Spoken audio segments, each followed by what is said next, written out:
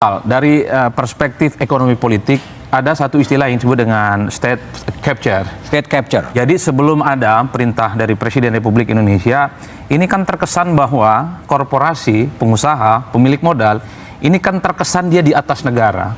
Sangat kelihatan sekali misalnya sejumlah kementerian, pihak-pihak terkait gagap cara menghadapi bagaimana persoalan. Ya, pagar laut goib yang ada di Kabupaten Tangerang. Kenapa saya sebut goib? Ya karena per hari ini Nggak ada yang tahu. yang punya itu nggak ngaku. Agak beda dengan Kabupaten Bekasi. Ketika disegel oleh KKP, dia protes dan akan adukan ke DPR. Nah, per hari ini setelah disegel oleh TNI AL, KKP dan seterusnya, ini per hari ini orangnya nggak ada yang protes. Jadi kalau saya melihat sebelum ada perintah dari Presiden, ini terkesan bahwa negara, oknum-oknum yang ada di dalamnya terkesan agak sedikit gagap menghadapi bagaimana kekuatan politik korporasi ini. Saya membayangkan ada korporasi kuat sehingga dia bisa mendikte bagaimana kepentingan ekonomi politiknya di wilayah-wilayah tertentu, termasuk di Kabupaten Tangerang.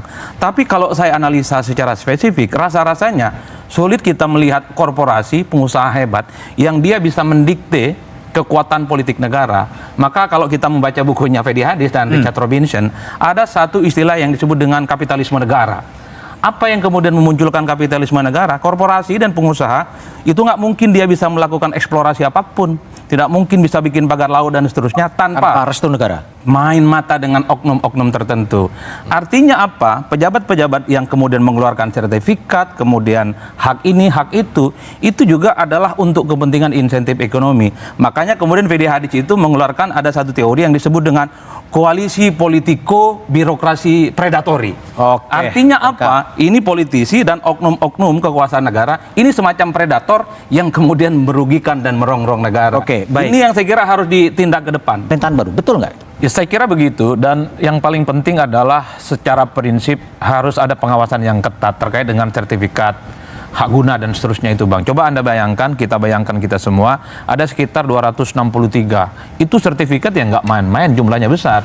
Itu artinya apa? Kalau ini tidak dijadikan sebagai trigger, akan begitu banyak sertifikat-sertifikat yang lain yang bermunculan terkait dengan pemagaran-pemagaran gaib yang bukan hanya di Kabupaten Tangerang. Mungkin juga di kampung saya di Sumeneb, karena ada juga Madura ya? Jangan-jangan ada di situ. Karena tidak diungkap, maka ini menurut saya sebagai pintu gerbang.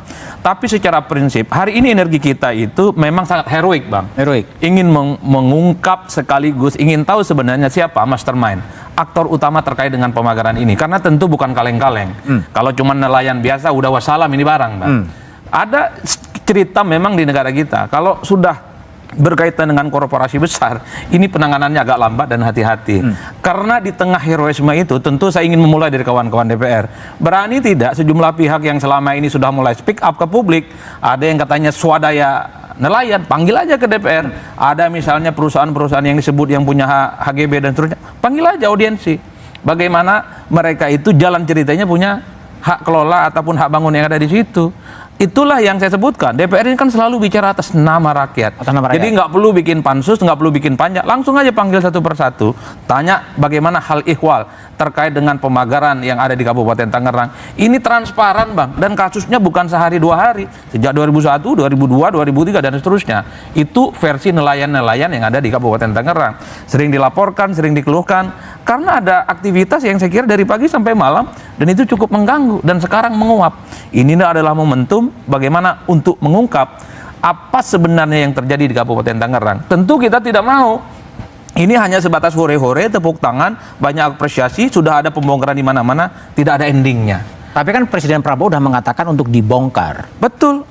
Oleh karena itu, bagi saya ketika Presiden sudah turun tangan, nggak ada cerita kementerian-kementerian, pihak-pihak terkait termasuk DPR yang katanya selalu tegak lurus kepada pemerintah untuk tidak mengungkap setuntas-tuntasnya apa sebenarnya motif pemagaran yang ada di Kabupaten Tangerang ini. Karena saya sebut goib. Karena pemiliknya nggak mau ngaku, nggak mau protes, dan tidak mau akan memperkarakan di jalur hukum. Di tempat yang lain, kalau kemudian disegel, dipagarin, protes, Bang. Di Kabupaten Tangerang, senyap. Seakan-akan tidak ada pemiliknya. Bahkan, Bang, kalau kita sebagai rakyat boleh berharap, kalau bisa pagar itu bukan TNI AL yang mencabut, mereka lah yang bikin, yang cabut sendiri, biaya sendiri, nyelam sendiri. biar repot sendiri, Bang. Ini yang mereka bikin huru-hara, kemudian negara yang bikin repot. Kacau juga ini barang, Bang. Kau yang mulai, kau yang mengakhiri ya. Dan ke depan harus gimana? Bagi saya sederhana, rezim sudah berganti dari Jokowi ke Prabowo Subianto. Jadi hal-hal yang selama ini kontroversial, yang selalu menimbulkan kegaduhan di level publik, terutama soal eksploitasi sumber daya alam kita, ke depan itu tak ada cerita lagi, Bang. Apalagi kita membaca hasil survei Litbang Kompas, tingkat kepuasan publik terhadap Prabowo dan Gibran itu kan di atas rata-rata, termasuk juga per hari ini tidak ada satupun partai politik yang jadi oposisi, yang saya sebut sebagai bekal politik untuk menyelesaikan persoalan-persoalan yang tidak pernah tuntas. Tentu ke depan kita tidak ingin lagi mendengar ada sertifikat abal-abal, sertifikat HGO yang kemudian itu merugikan rakyat. Karena bagi saya sudah transparan, terang benderang, cuman yang saya khawatirkan bukan negara ini tidak tahu persoalan, tapi problemnya adalah mau menyelesaikan persoalan-persoalan ini. Saya khawatir apa yang ditulis oleh Fedi Hadis dan Richard Oberson, ini yang terjadi ke permukaan soal pagar laut di Tangerang, ini bagian dari bagaimana state capitalism, bagaimana state capitalism, bagaimana oknum-oknum negara berkongsi dengan penguasa dan korporasi untuk mencari keuntungan pribadi, tapi bukan untuk kepentingan negara. Saya kira ketika Prabowo jadi presiden, saya cukup meyakini Prabowo itu sudah selesai dengan urusan apapun.